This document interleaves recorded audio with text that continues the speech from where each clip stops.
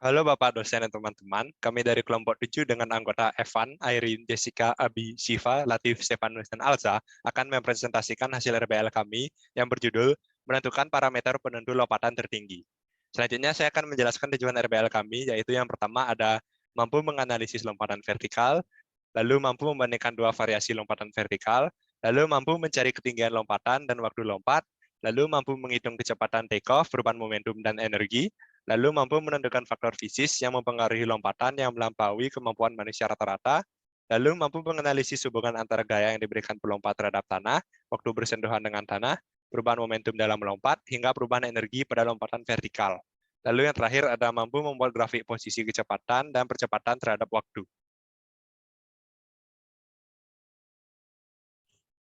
Selanjutnya ada teori dasar. Untuk ringkasan umumnya, lompat vertikal merupakan gerakan melompat ke atas dengan variasi tertentu, seperti counter movement jump dan squat jump.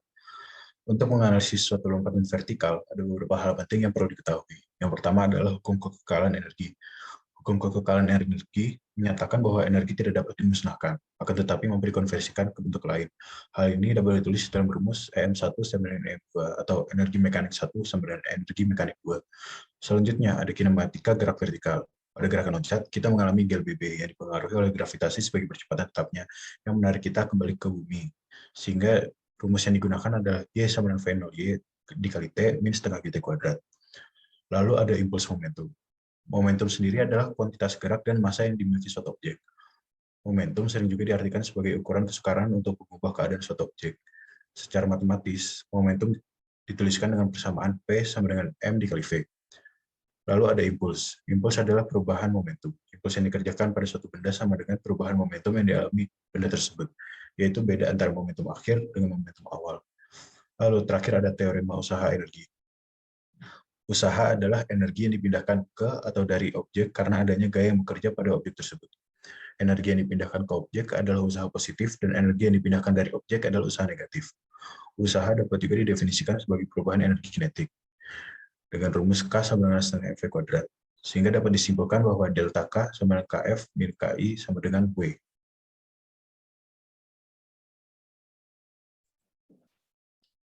Sekarang saya akan menjelaskan tentang pengambilan data lompatan counter movement. Jadi pertama, kita harus berdiri tegak, lurus, lalu kita ambil ancang-ancang dengan setengah jongkok, kemudian kita beri dorongan pada kaki sehingga kita dorong ke atas dan melompat secara vertikal dan kembali mendarat ke lantai. Dan berikut ini adalah dokumentasi counter movement. Berikutnya lompatan squat jump yang diawali dengan menekukkan kaki dan badan condong ke depan. Untuk berikutnya gerakan mirip dengan lompatan convergent movement. Berikut adalah video-video anggota kelompok kami.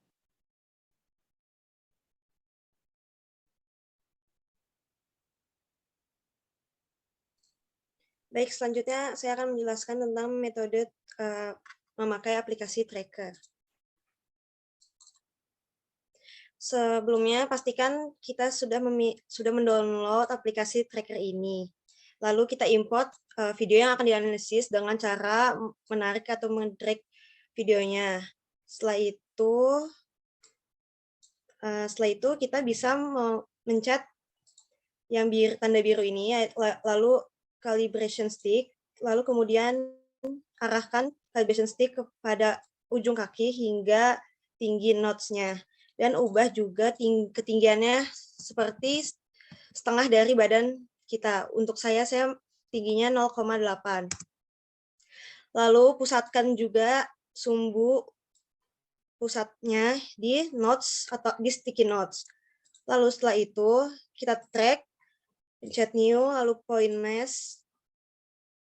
Lalu di sini kita juga bisa mengubah namanya. Misalkan saya mengubahnya menjadi massa Irene. Lalu setelah itu untuk mempermudahnya kita bisa memperbesar videonya, lalu kita pencet shift sambil mengklik di bagian notes ini sampai selesai, dan pastikan selalu mengeklik di bagian notes-nya.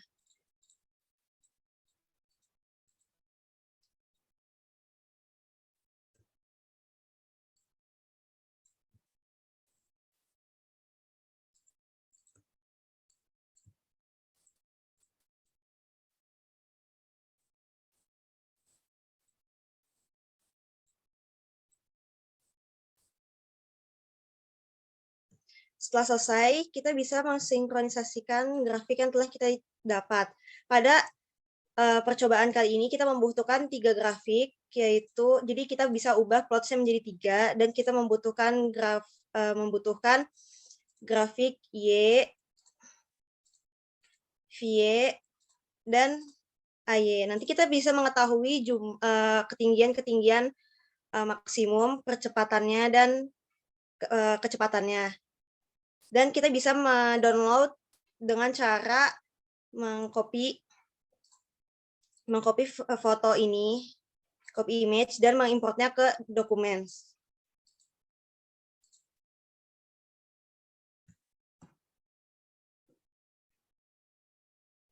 Baik, selanjutnya untuk perhitungan berdasarkan teori, yang pertama untuk menghitung V take-off-nya kita menggunakan hukum pengkalaan energi.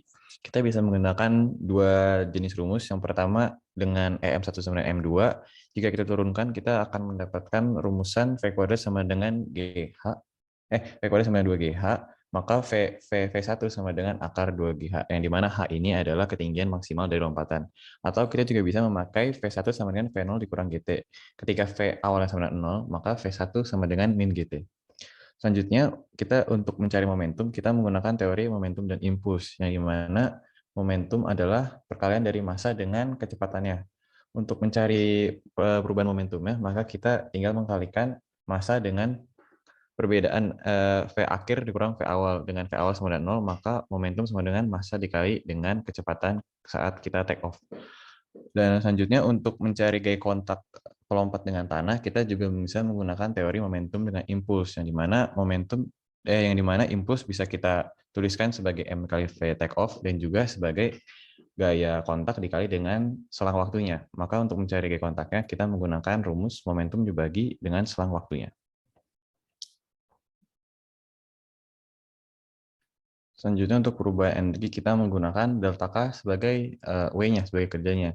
Yang dimana V awalnya sama dengan 0, maka kita bisa mendapatkan perubahan energi dengan rumusan setengah mv kuadrat sama dengan W, yang dimana Vf ini adalah V ketika kita awal melompat. Dan yang terakhir ada galat. Galat ini kita gunakan untuk memperhitungkan kira-kira seberapa banyak atau seberapa jauhkah kesalahan kita dalam menghitung kecepatan kita. Kita menggunakan rumus V approximation atau V dari perhitungan teori ini dikurangi dengan V exact dari tracker dibagi dengan V exact dari trackernya juga.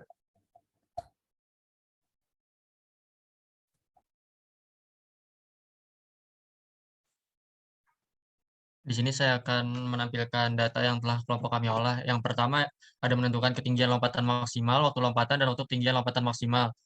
Pada tabel 5.1.1 didapatkan rata-rata tinggi lompatan maksimal counter movement pada 6 kali percobaan, yang mana data-data tersebut didapatkan dari aplikasi tracker.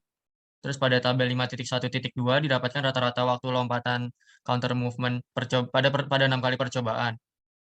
Pada tabel 5.1.3 didapatkan rata-rata waktu tinggi lompatan counter movement maksimal pada 6 kali percobaan.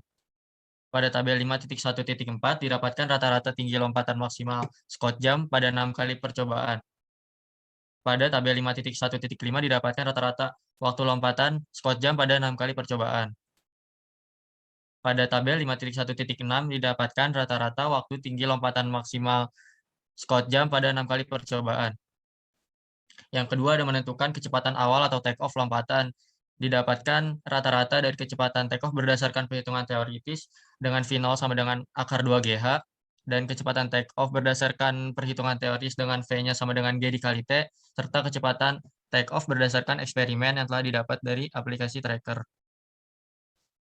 Pada tabel 5.2.2 juga didapatkan rata-rata kecepatan take off berdasarkan perhitungan teoritis lompatan Scott jam, dan dengan dengan 2 V yang berbeda, yaitu yang pertama akar 2GH dan G dikali T, serta berdasarkan eksperimen. Lalu yang ketiga, menentukan perubahan momentum lompatan. Didapatkan juga rata-rata dari perubahan momentum berdasarkan perhitungan teoritis, berdasarkan P sama dengan M dikali V dengan V0 yang akar 2GH, dan V0 sama dengan G dikali T, serta berdasarkan eksperimen, dengan dikali massanya, massa berat kita. Pada tabel 5.3.2 didapatkan juga rata-ratanya, yaitu dengan variasi yang lompatan Scott jam. Terus Yang keempat, menentukan perubahan energi lompatan. Di sini kita menggunakan rumus setengah MV kuadrat dengan V-nya sama dengan akar 2GH dan G dikali T, serta berdasarkan eksperimen dan nanti didapatkan rata-ratanya. Dan yang terakhir ada menentukan galat lompatan. Pada tabel 5.5.1 didapatkan rata-rata galat berdasarkan teoritis dengan V yang berbeda dengan dalam bentuk persen. Dan ini merupakan analisis grafik dari lompatan counter movement. Serta ini juga analisis grafik dengan variasi squat jam.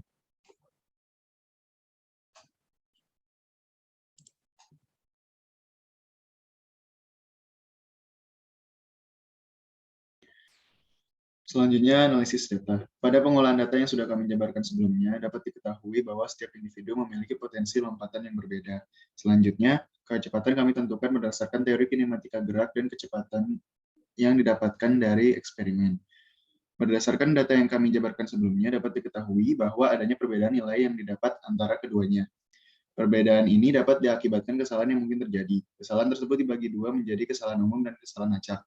Kesalahan umum disebabkan oleh manusia sebagai pengamat dan pengukur karena kurangnya ketelitian saat menggunakan alat ukur maupun pada saat menghitung secara teoritis. Sementara itu, kesalahan acak dapat terjadi karena ketidaksengajaan dan tidak dapat dikendalikan karena adanya fluktuasi pada kondisi saat pengukuran.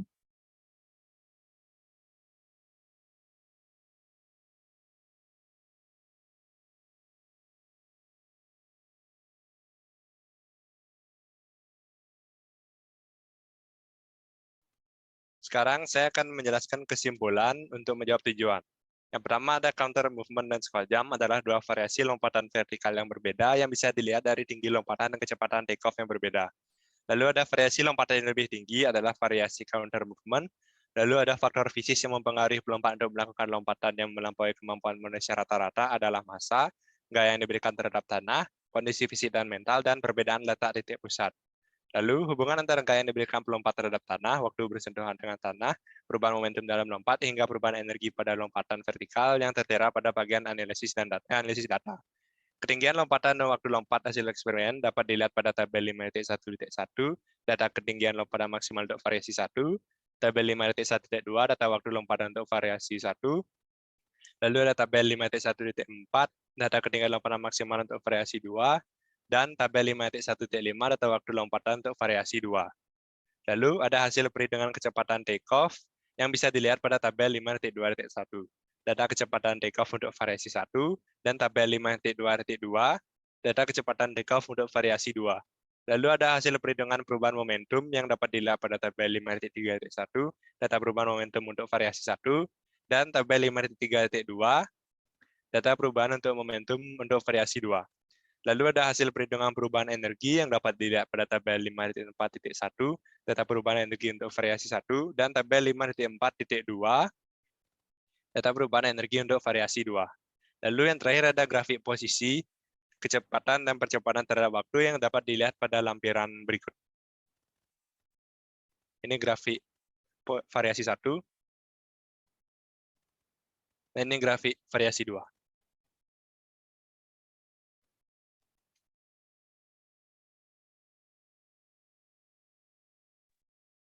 Yang terakhir adalah lesson learned atau pelajaran yang dapat kita ambil dari tugas ini.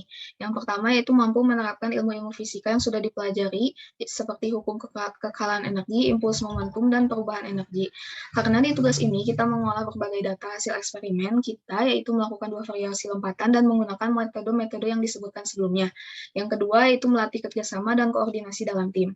Tugas ini rasanya cukup berat kalau dikerjakan sendiri, oleh karena itu kita butuh teamwork yang baik agar beban pekerjaan yang ada menjadi lebih ringan. Selain itu, koordinasi yang baik juga diperlukan, apalagi di masa pembelajaran online seperti sekarang. Dan yang terakhir yaitu mampu memanage waktu dengan baik. Di samping tugas ini, kita juga mempunyai tugas-tugas lainnya yang waktu pengumpulannya cukup berdekatan, sehingga memanage waktu dengan baik itu sangat diperlukan. Sekian dari kelompok kami, mohon maaf bila ada kesalahan, dan terima kasih.